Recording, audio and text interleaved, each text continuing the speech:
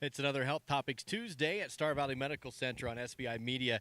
And Chris Tanner is joining us today, Emergency Preparedness Coordinator at Star Valley Medical Center. Chris, the great American eclipse is just around the corner now, and the medical center has actually been involved with a lot of the conversation as far as how to handle the extra traffic, what to expect, what to be prepared for. What have some of those conversations centered around, and what is the medical center preparing for?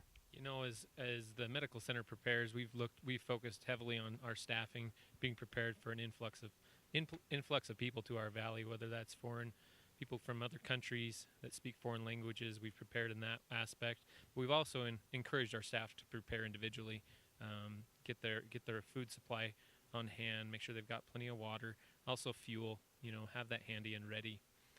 We've focused on our physicians, making sure that they're ready and they have the means and support that they need to do the jobs that they do.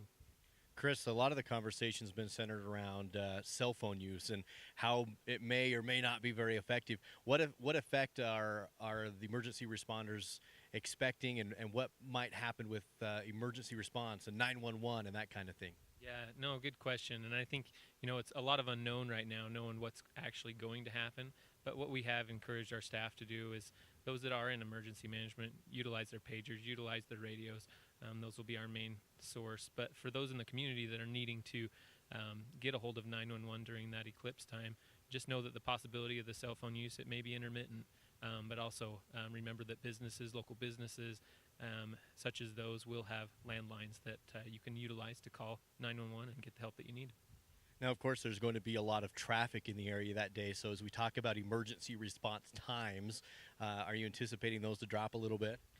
We've actually done a lot of preparation in that. We've actually have 3 paramedic ambulances that we'll have staged throughout our response area in order to meet the needs better of the community. We will, those response times still could be a little delayed depending on traffic and things of that nature. And everyone needs to make sure that they give themselves a little extra time as they travel. Chris Tanner, the Emergency Response Coordinator with Star Valley Medical Center. And Chris, from a standpoint of bringing in extra help, I know that the medical center has reached out to maybe some of the surrounding communities that aren't expecting quite the influx. What extra help do you have coming in? We've really focused mainly on the staff that we have here. I know as far as the county goes, they've been a very big source that we can lean on as far as assistance that way if the need arises.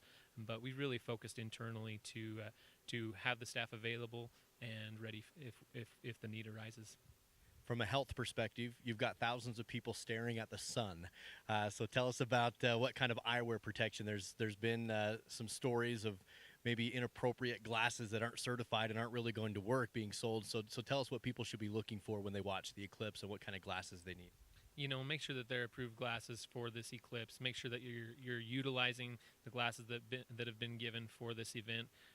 Sunglasses aren't going to cut it. Make sure that your kids have the appropriate eyewear. We want to make sure that everyone comes out safe with this eclipse coming on. So, Chris Tanner, Emergency Response Coordinator with the Star Valley Medical Center on SVI Media and Health Topics Tuesday.